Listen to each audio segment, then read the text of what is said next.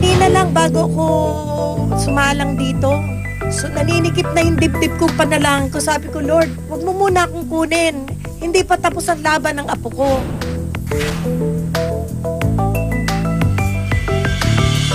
Planong tapusin na ng Department of Justice o DOJ sa darating na Biyernes ang preliminary investigation sa kasong pambubugbog kay Bong Navarro.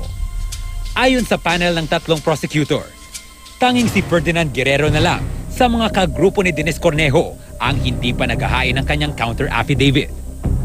Nag-submit ng counter affidavit yung isa sa mga respondents, si Mr. Jed Fernandez.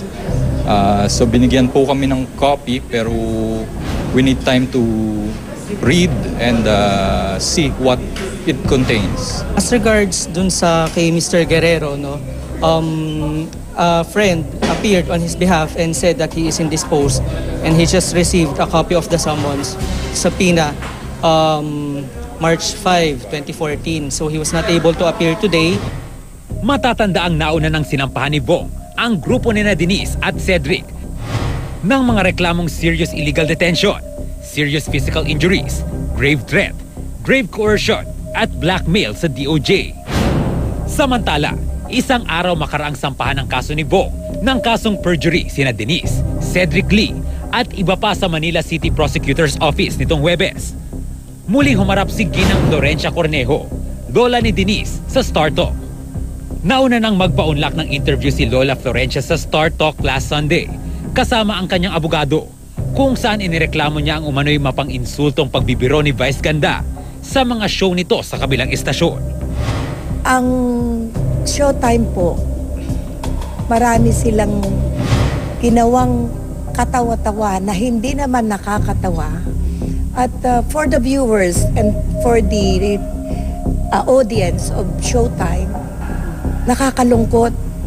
Hindi nyo namamalayan, kayo'y nabibiktima na ng palabas na ito.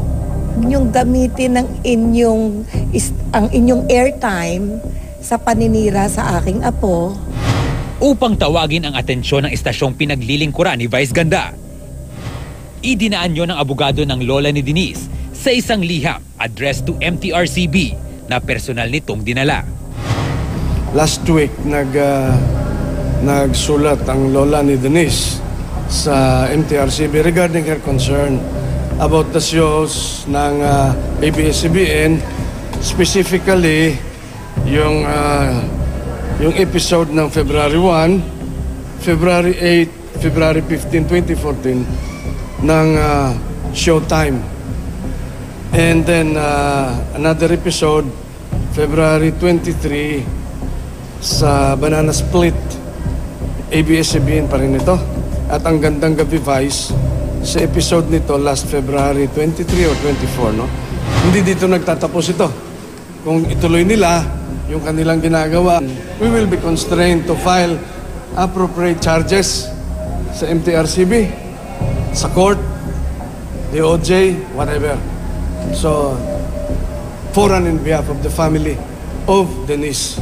Nung pong Friday, punta po ako sa MTRCB at hinatid nga namin yung letter, pero unfortunately, wala palang opisina ng Biyernes. Ngayon, pinagsabihan na lang kami na bumalik kami ng Monday. Sa kanyang muling pagharap sa Star Talk nitong Biyernes, hindi maitago ni Lola Florencia ang kanyang sentimiento sa anyay. Sa salitang Ingles, character assassination ang nangyari sa amin.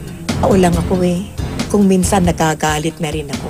Pasensya na, sinugatan nyo ang damdamin namin. Kaya, Mr. Chairman, nakikiusap po ako. Sana ituwid po lahat ang mali. Ang mga viewers, ang mga audience, nagiging biktima, nalilin lang. They thought all the while that's a joke. Hindi na po sarcastic joke ang ginagawa nila Ang tanong niya, bakit ako hindi tantanan? Wala naman akong kasalanan sa kanila. Huwag namang ganun. Antayin natin ang korte. Nasa korte na Tama na. Siguro sa paglabas kong ito, magkakaroon na siya ng kapayapaan. Although, we don't guarantee yung mga netizens, yung mga Instagram, yung mga Facebook, ayaw kaming tigilan. True enough, a large number of netizens who comment on Denise's Instagram posts seem to depict her as the most hated woman. Ito'y sa kabila ng mga positibong pinopost niya roon. Pakiusap. Sana po maging makatao tayo. Tanggapin natin ng buong puso kung ano man ang nangyayaring ito. Sa hustisya na ang bahala. Mrs. Florencia has also picked on attorney Alma Malyonga, Bong Navarro's lawyer, for a behavior that the elderly deemed was unbecoming of a legal counsel. Si Attorney Malyonga, nandun siya sa stand ng korte. Sukat kang duruin niya pag ganun, katapat niya na yung bata. Pinagalitan nga siya ng judge. At alam mo, Attorney Malyonga, according to my lawyer, pwede kang ma-IBP. Hindi tama yung asal na yan sa isang kliyente. Take note, abogado ka. Magaling kang abogado, di ba? Ngunit sa kabila raw ng kanyang kondisyong pisika, Lola Florencia vows to take the cudgels for her embattled granddaughter. Naninikip na yung dibdib ko, gusto ko nang mag-collapse. Kaya pinapanalangin ko, sabi ko, Lord, huwag mo muna akong kunin.